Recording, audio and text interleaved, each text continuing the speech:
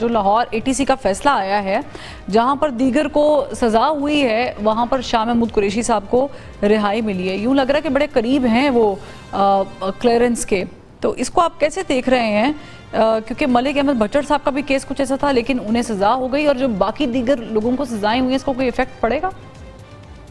شکریہ فروا، یہ جو مقدمات کے فیصلے ہیں ان کی توقع پہلے سے کی جا رہی ہے، اسی طرح جس طرح یہ فیصلے آ رہے ہیں، اور باقی محترم شاہ محمود قریشی صاحب میں صرف اتنا کہہ سکتا ہوں کہ شاید ان کا وکیل زیادہ قابل ہوگا، باقی جو ہیں جرائم کی نوعیت تو ایک جیسی ہے، سب پہ ابیٹمنٹ کا چارج ہے، اور یوں اس رول کو ڈیفرینشیٹ کرنا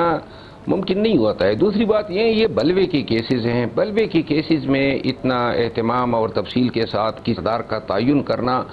ممکن نہیں ہوتا ہے۔ پاکستان کے فوجداری قوانین کی تاریخ میں پہلی دفعہ ہم دیکھ رہے ہیں کہ بلووں کے کیسز میں گلٹی ورڈکٹس آ رہی ہیں، اور زیادہ تر ان لوگوں کو سزائیں دی جا رہی ہیں جو موقع پر موجود نہیں ہیں، لیکن ان پہ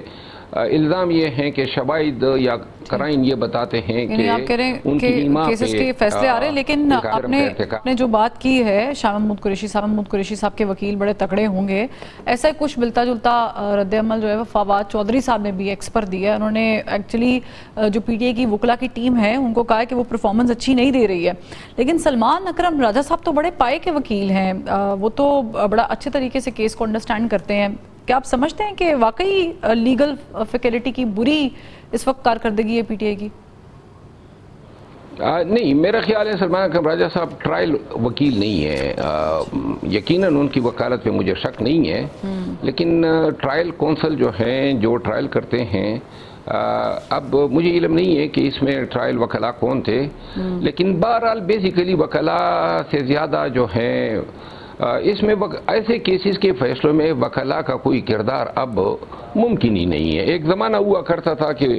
وکیل مانی رکھتا تھا ہے، اب تو 26 آئینی ترمیم کے بعد جو ہیں چاہے کتنے اعلیٰ پائے کا وکیل ہو، بس نام کے مقدمے میں آنے کی دیر ہے، باقی کام جو ہے منصفین پہ چھوڑنا چاہیے وہ۔ اور جہاں تک شاہ محمود قریشی صاحب کی یہ بار بار بریت کا تعلق ہے، تو ذرا تھوڑا آدمی چونک تو جاتا ہے کہ جی ایک ہی پارٹی کے ایک ہی لوگوں پہ رول پہ ایک شخص بار بار بری ہو رہا ہے۔ یعنی محترم شاہ محمود قریشی صاحب کے ساتھ میرا تعلق اچھا رہا ہے، لیکن یہ جو بریتیں ہیں جو سمیٹ رہے ہیں، اچھا ویسے یہ بھی مجھے بتائیے گا کہ آپ نے ویسے میرے پروگرام میں کہا تھا کہ 5 اگست کا جب میں نے سوال کیا تھا تو آپ نے کہا تھا یہ سب لنگوٹ کس کے بھاگ جائیں گے، یہ الفاظ آپ کے، میں یہ الفاظ دوبارہ ریپیٹ نہیں کرنا چاہتی، لیکن ہم نے دیکھا کچھ ایسا ہی ہوا۔ 5 اگست کو جو احتجاج ایکسپیکٹ کیا جاتا تھا PTI سے ویسا ہوا نہیں، الٹا آپس میں الزامات جو ہیں وہ شروع ہو گئے۔ اب 14 اگست کی جو تاریخ دی گئی ہے، آپ کو لگتا ہے کہ یہ بھی 5 اگست والی ثابت ہوگی؟ میرا خیال ہے 14 اگست کی تاریخ کا فیصلہ شاید خان صاحب کا نہیں ہوگا، قیادت کا اپنا فیصلہ ہوگا، تاکہ 5 اگست کی خفت جو ہیں وہ 14 اگست کے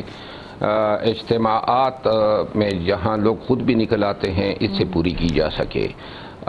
جہاں تک احتجاج کا تعلق ہے، دیکھیے 14 اگست کو ایک طرف پاکستان تحریک انصاف سمیت تمام عوام پاکستان 14 اگست منا رہے ہیں، اور دوسری طرف احتجاج، یعنی اس روز آپ نہ روڈ بلاک کر سکتے ہیں، نہ کوئی چیز جلا سکتے ہیں، نہ کوئی اس طرح احتجاج کر سکتے ہیں۔ میں اس کو یہ کہوں گا کہ 14 اگست کے ایونٹ کا فائدہ اٹھا کے یکجہتی پاکستان اور یوم یکجہتی اسیران PTI جو ہیں وہ منائی جا رہی ہے۔ یعنی آپ کہہ رہے ہیں کہ 14 اگست کی تاریخ جو ہے وہ خان صاحب نے نہیں دی، تو خان صاحب نے مجھے پلیز یہ کنفرم کیجئے گا کہ کیا اس احتجاج کی جو 14 کو ہونے والا ہے اس کی تاریخ واقعی خان صاحب نے نہیں دی؟ کیونکہ علی امین گنڈا پور صاحب نے تاریخ دی ہے، تو انہوں نے مشورہ کیا نہیں خان صاحب سے کہ یہ تاریخ ہونی چاہیے کہ نہیں ہونی چاہیے؟ مجھے علم نہیں ہے کسی نے بھی دی ہو، لیکن مجھے یہ علم ضرور ہے کہ خان نے کیا کہا ہے۔ جہاں تک علی امین خان پہ یہ الزامات ہیں، یہ الزامات کسی اور نے نہیں لگائے ہیں، PTI کے یوٹیوبرز نے لگائے ہیں، اور انہوں نے ہی ان کا شکریہ کہ یہ 5 اگست کے جو نتائج آئے ہیں وہ بھی انہی کی کارستانی ہے، کیونکہ پاکستان تحریک انصاف کی تمام قیادت کو اتنا بلٹل اور اتنا مشکوک بنا چکے ہیں کہ اب اس قیادت کے ساتھ لوگوں کا نکلنا جو ہے وہ بڑا مشکل ہے۔ وہ سب A to Z جو ہیں سوائے چند ایک کے، باقی سب انہوں نے اتنے مشکوک بنا دیے ہیں، اب کس کے ساتھ لوگ نکلیں؟ اور علی امین خان کو بھی نون یا پیپل پارٹی یا اسٹیبلشمنٹ کے بجائے اپنے ہی لوگ 1.5 سال سے لگے ہوئے ہیں۔ اگر آپ مناظر عمیق دیکھ لیں تو پاکستان تحریک انصاف کی جو جنگ ہے یا جو جدوجہد ہے وہ آپس میں گزشتہ 1.25 سال 1.5 سال سے ایک دوسرے پہ الزام تراشیاں کر رہے ہیں۔ ہماری سوشل میڈیا بجائے اس کے کہ جو مخالفین کے ناقص کارکردگی کو اجاگر کریں، ظلم و جبر کو اجاگر کریں، حقیقی آزادی کی بات کریں، گزشتہ 1.5 سال سے اپنوں ہی پہ انہوں نے زور لگایا ہوا ہے، اور یوں تخریب جو ہیں وہ جاری ہیں۔ پاکستان تحریک انصاف